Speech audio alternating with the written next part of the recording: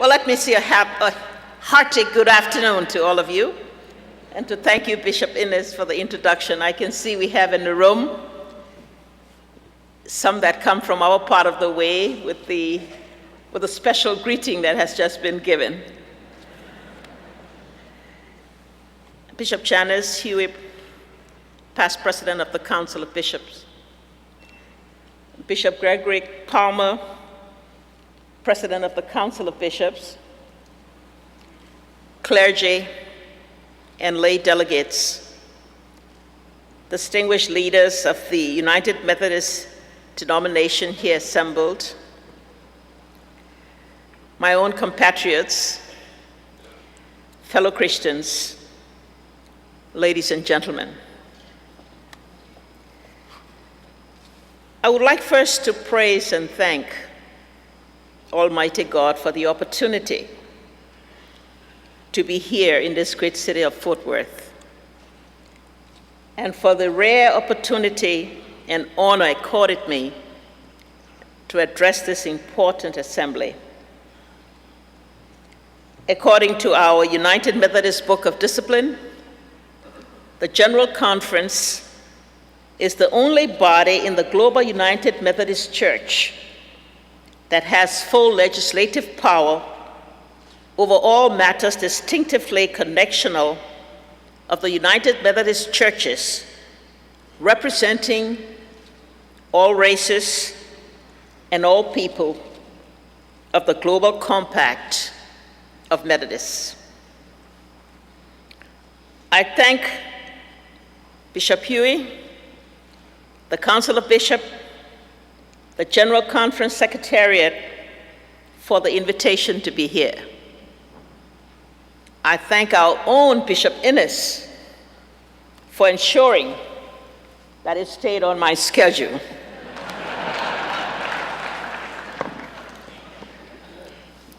This event represents a special honor for me. I understand that I'm the first African leader, and indeed the first female president to address the General Conference of the United Methodist Church.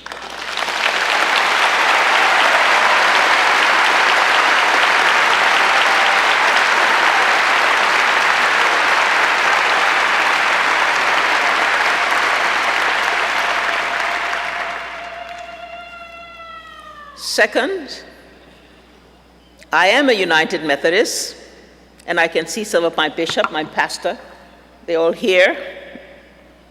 I'm the product of United Methodist education in Liberia.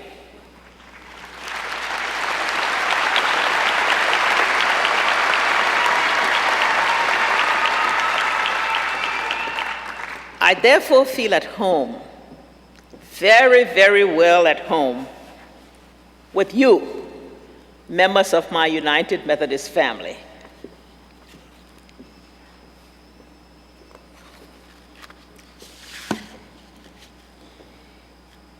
You're meeting in this convention at critical moments in the history of the Christian church and the human family. Today, poor countries, African countries, face an era of unpredictability and challenges in a world in which there's the widening gap between rich and poor nations on account of the new scramble for sources of energy, the unfolding specter of global warming and climate change, the rising number of unemployed youth, the threat of the HIV/AIDS pandemic, and the spread of hunger against the rising backdrop of the increasing cost of food. Not the least is the challenge that our civilization faces to confront and together overcome violence in all its manifestations, especially against women, children, and the elderly. while fighting global terrorism.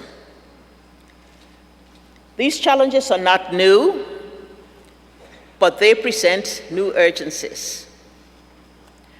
We must find appropriate responses to these challenges.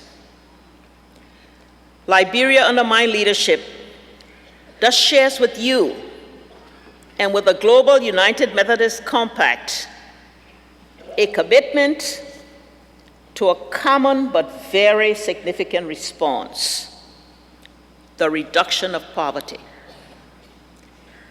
It is poverty that manifests itself not only in terms of income, but lack of access. Access to education, to health services, to the exercise of choice. This is why I believe that in the midst of the monumental difficulties which have burdened and weighed Liberia down for much of its history, and especially in the last quarter century, the greatest challenge we face as a post-conflict nation fall in three critical areas: the challenge of reducing income poverty through skills training and jobs, the challenge of helping our youth reclaim their future through education, the challenge of nurturing and strengthening democracy through the exercise of participation and choice. First, the challenge of poverty. As the world globalizes, the inequalities within and among nations are on the rise, intensifying poverty for the majority of the world's people and nations. The statistics are startling. The GDP of 41 heavily indebted countries of 567 million people is less than the combined wealth of the world's 7 richest people.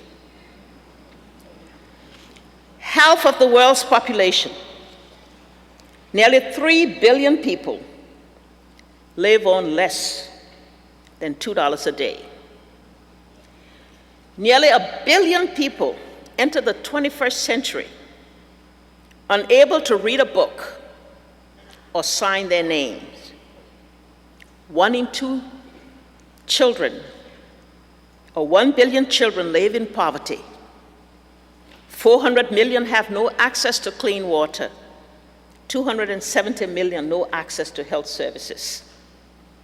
Around the world, 27,000 to 30,000 children die every day, equivalent to 1 child dying every 3 seconds. We inherited a situation in Liberia that is equally dismal. The coup d'etat of 1980 and 23 years of economic freefall reduced our GDP from 750 million in 1980 to 120 million in 2003, representing a decline of 90%. The unemployment rate in past years have been estimated as high as 85%. Preliminary results from the first census undertaken in our country in 24 years show that today still 63.8% of the Liberian people live in poverty on less than $2 a day. A full 47.9% live in absolute poverty on only $1 a day. In addressing poverty, our challenge is to get our country's productive sectors working again.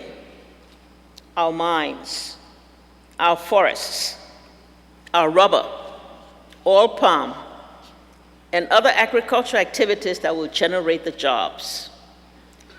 We need to get our small farmers back to the farms and in the business of producing food for themselves and for the nation. We need a better living wage for our public servants. Our recently concluded poverty reduction strategy details the policies and the strategies that will build upon the progress already made in this regard. The second challenge is to give our youth a brighter future. The many years of war sent our country's skills to safer and better pastures, saw our children conscripted to wage war, destroyed our schools and institutions of learning, introduced violence, dishonesty, and indiscipline as a way of life. The result is that in 2006, 65% of our population classified as illiterate are youth. A full 60% of our children, many girls, were out of school. The great majority of our teachers had no more than a high school education, and 75% of our schools were destroyed or made non-functional. We have begun to meet those challenges. Enforcement of compulsory primary education has resulted in a 44% enrollment, the majority of which are girls.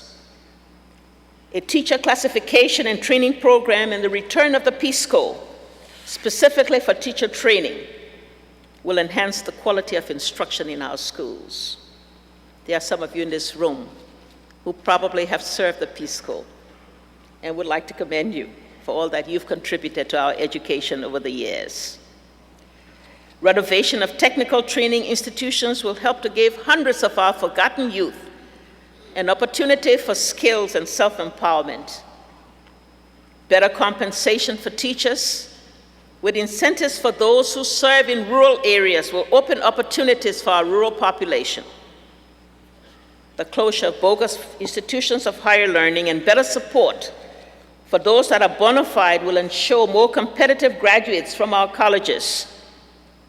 The mobilization of private funding to support scholarships for girls and literacy training for our grassroots market women will expand the number of girls who stay in school and the number of women who will be able to read and write. Then there is the challenge of democracy. The first lesson we learned over the many years of war is that development cannot succeed unless the people, the citizens, are involved at conception and implementation, that they are the ultimate prime beneficiaries of development. Successful development initiatives must ensure that people are its agent and its means. If people are the end objective of development, then their well-being should and must be made paramount in the formulation of the development agenda. Distinguished United Methodists, for more than 175 years, you, the Methodist Church, has stood by and with the Liberian nation.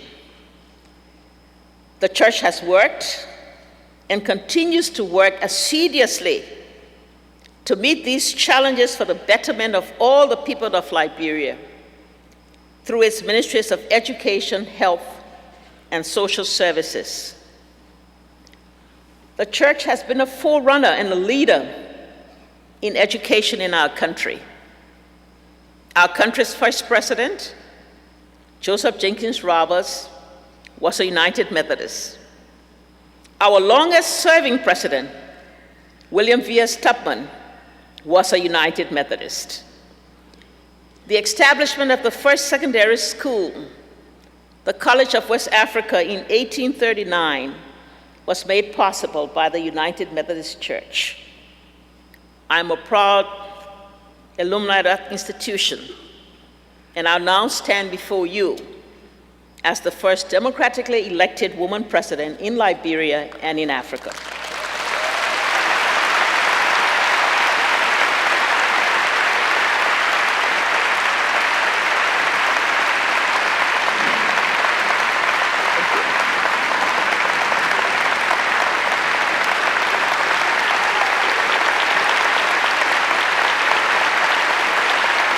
Thank you. Thank you.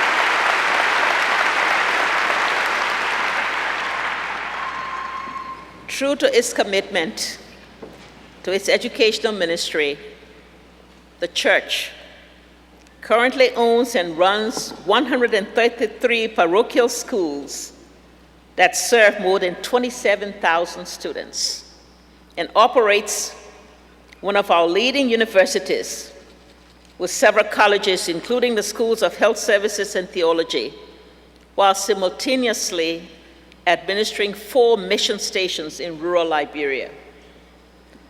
The church in Liberia is also active in its healing ministry.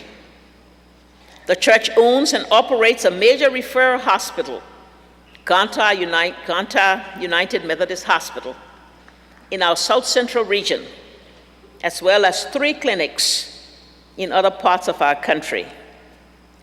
Permit me to mention also that the Global Church Missionaries of Hope initiative that recruited, trained, and assigned over 75 African men and women, many of them young adults, to serve in mission around the continent, particularly provided health and healing, hope and conflict resolution to many, particularly vulnerable African children. This has served as a true testament of hope giving. Liberia benefited from the Missionaries of Hope program, and I want to thank you for this critical ministry. In Liberia, the church has also fought to give democracy meaning and life. The church has worked to give our citizens their dignity by addressing issues of poverty, illiteracy, and health. The church has worked to give public voice to the voiceless, care and love to the needy and abandoned, shelter to the homeless, and education and hope to the young, the destitute, the underprivileged, and those in despair. The church has provided leadership to the Council of Churches in steering the return to family values, to those old-fashioned virtues of honesty and hard work. We applaud the work of the church in education, in health service. We applaud the work of the church in advancing and defending human rights in our country, in Africa, and around the world, in promoting democracy, the rule of law, and religious tolerance and coexistence. The church work in Liberia is solid proof of its success in these endeavors. The Church University, Africa University in Zimbabwe, is a testimony to its commitment to eradicate ignorance and improve literacy and education in the African continent. We thank you, all of you fellow United Methodists assembled in this hall, working throughout the world, for your support over the years, especially during our country's years of conflict and wars. However, I would be less than honest if I did not tell you that we need the church now as never before. This is because the task of national renewal, the task to deal with the financial, human, and technical neglect is huge, well beyond our national capacity.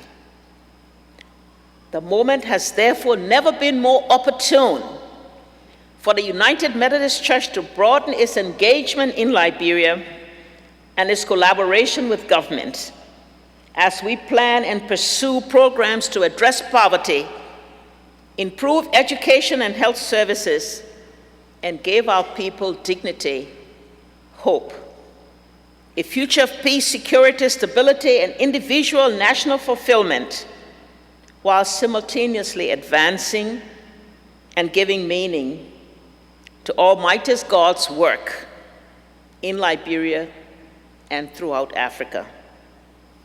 We need to equip, build, and renovate our schools, seminars, and universities to meet the high and urgent demand for education among our young people, it will make a major contribution and be of tremendous pride to all Methodists if support were given to relocate the United Methodist University to its new campus, thereby expanding the number of places available in the sub-region and providing a United Methodist location in West Africa for students to have access to university education.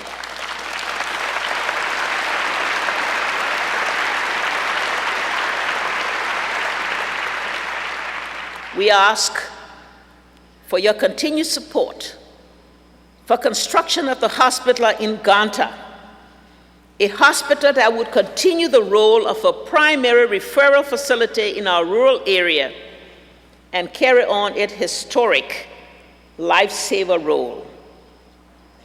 We thank the Illinois Great River Conference through the First United Methodist Church of Peoria, the Wesley United Methodist Church of Canton, the Wesley United Methodist Church of Markham, for the support already started in this regard, and we look forward to others joining them in this endeavor.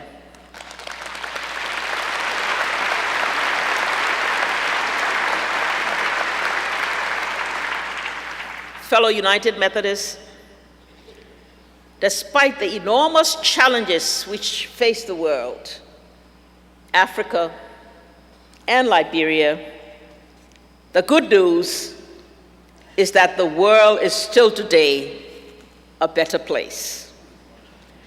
Many of you know that the universal bad news out of Africa has changed. Slowly but surely, a growing number of African countries have begun to turn around, ending conflicts, installing good governments, implementing stronger economic policies, and getting back on their feet. But because it is good news, and because it is happening gradually, it generally does not get the attention it deserves. The recent good news does not guarantee long-term success, not by any means. Nevertheless, I assure you, the signs are encouraging and hopeful.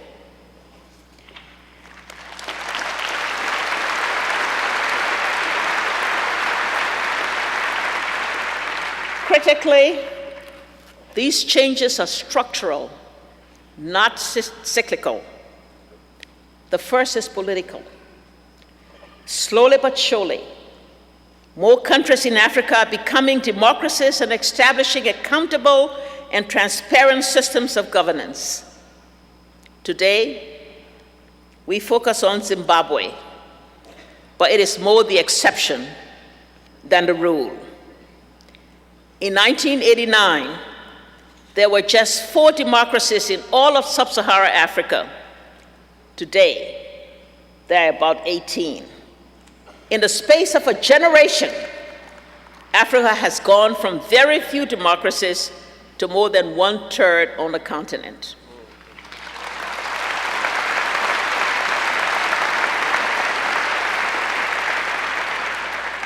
The second shift is vastly improved macroeconomic management by most African governments and the end of significant economic distortions. These macroeconomic problems are now distant memories for most of our countries. With a few unfortunate exceptions, countries have shifted to strong macroeconomic policies that will be sustained. The progress in Liberia is also real. In 2 years, we have restored growth, reactivated the private sector, commenced the rehabilitation of roads and infrastructure, rebuilt institutions, tackled and received relief from long-standing domestic and external debt arrears. We have generally maintained peace and security, restored our country's international credibility, established good relationship with all bilateral partners, especially our sister African states.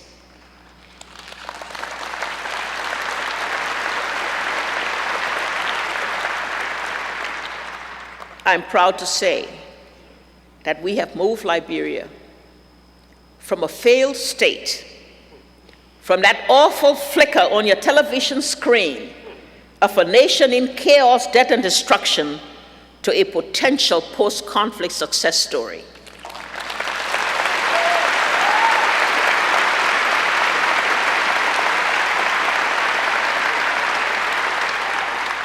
To maintain this progress, our focus is and must be on the youth of our land, drawing from lessons of our country's civil war, unemployment, small or large, especially among young people, transform them into a potentially ready and willing source of instability, violence, chaos, and destruction. If we fail to educate and give our young people opportunities for self-fulfillment, we deny them hope for living. And a group that is without hope or has no reason to live falls for anything and does everything to give itself validity, relevance, meaning, and purpose. In Africa, such groups have been used as pawns in furthering the power ambition of fortune seekers, self-styled liberators, or freedom fighters. Our challenge is to ensure that our youths never again fall prey to these adventurers.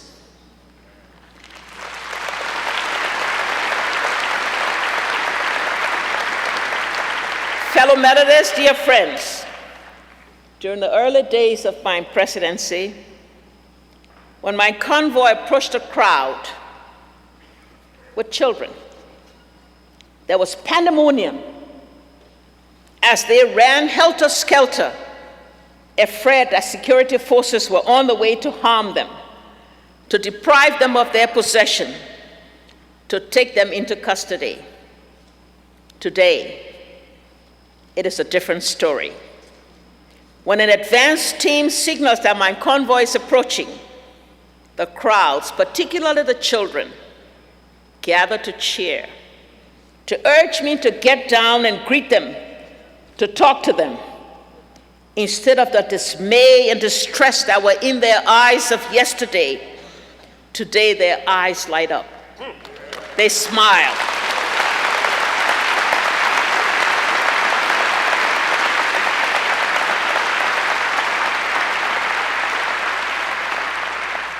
Liberia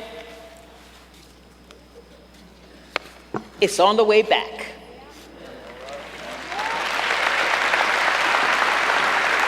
That's okay. Africa is on the way back.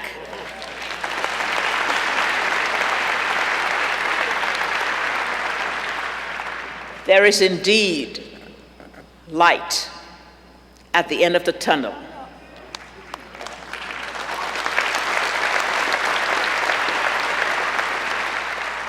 Even here in America, the unexpected unfolds before our eyes. Your politics have changed.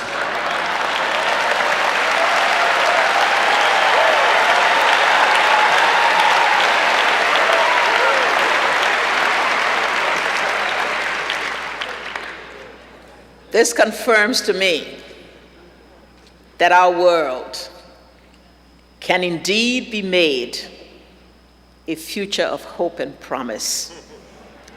Let us work together to ensure that this hope is fulfilled, that God's will for the betterment of mankind will prevail. God bless you.